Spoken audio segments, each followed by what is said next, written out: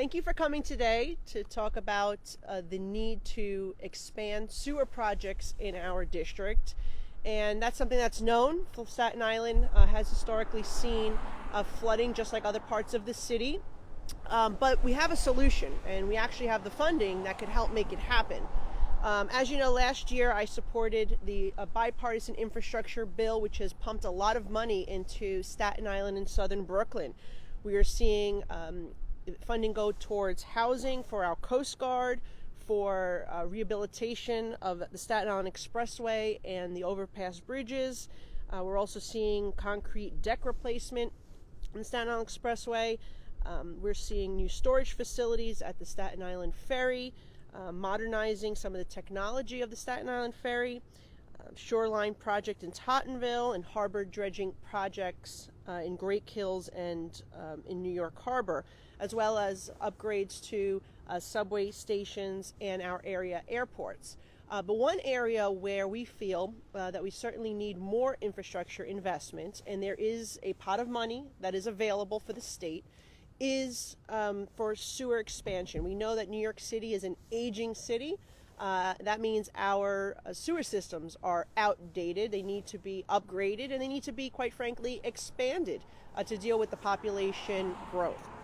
And that's why we're here today, because unfortunately in New York State there is an arbitrary cap that was placed. So New York City can only receive 6% of the funding for sewer and water infrastructure that is coming down the pike from the federal government. New York City, as you know, accounts for roughly 44% of the population, so clearly only receiving 6% is not enough and not adequate and not fair to the residents of New York City. As a matter of fact, in 2022, we only saw 2% of the available water infrastructure grants come to our community, and that's for the entire city. And just to give you to put it in perspective, we see that New York City received that $6 million in 2022. That comes out to be about 71 cents per person if you base it on population, where other regions in New York have received as much as $59 million, which is about $140 per person. So we have a solution here, and I'm going to introduce my colleague from the state level who will be introducing legislation to fix it, and she could explain what her legislation will do. But it's been a real pleasure to work with our new state senator, Jessica Scarcella-Spanton, to address this issue, and we hope to see this legislation passed to resolve the issue. Thank you. Okay. Good afternoon, everybody. Thank you so much to the Congresswoman, especially for the vote on the bipartisan infrastructure law. This is critical in making sure that we modernize our infrastructure, which we know is desperately needed. I know, as we've spoken to people just on this block here on Moody Place, that flooding is always a huge concern.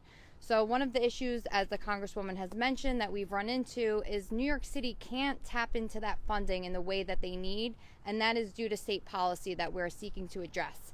So the state's Environmental Facilities Corporation has placed some barriers in New York City's way to access the critical funding for our Clean Water State Revolving Fund. We just introduced legislation, which is S 8389, which directs the EFC to allocate funds from the Clean Water State Revolving Fund to make it proportional to the population of these counties. New York City makes up for nearly half of the population in the state, yet we were only eligible for a fraction of that funding. New York City and Staten Island are in need of these resources, and they should be distributed in an equitable way to make sure that we get our fair share. We know a lot of times as Staten Islanders we have to fight a bit extra hard than the rest of the state and the other boroughs, so we're going to do everything we make sure to get this done, and this is the first step. I look forward to passing it this session as well. Thank you. Great. I want to thank the Senator for her leadership in running with this. This idea actually came about when the mayor had informed us that the reason why they couldn't do certain projects that we were pushing for was because of this arbitrary cap that was placed in state law. So we, with the mayor, all the local elected officials, wrote to the governor. We asked her to consider lifting this cap, or at least changing it to make it proportional. and we had not heard back. And so that's when Jessica ran with this and decided to introduce legislation. I also joined my colleagues Grace Meng and Nydia Velasquez in doing an op-ed in the Daily News to push for this issue. So I really hope that we'll be able to pass this swiftly so New York City can get the sewer infrastructure funds that it deserves. And I'll say we've seen the difference it's made on Staten Island, right? Look at Midland Beach. The area that was devastated by Hurricane Sandy, you're seeing flooding basically not happening in many of those areas anymore. And it's because of the infrastructure that has been put in place by the city. And so we just want to see us build on that success.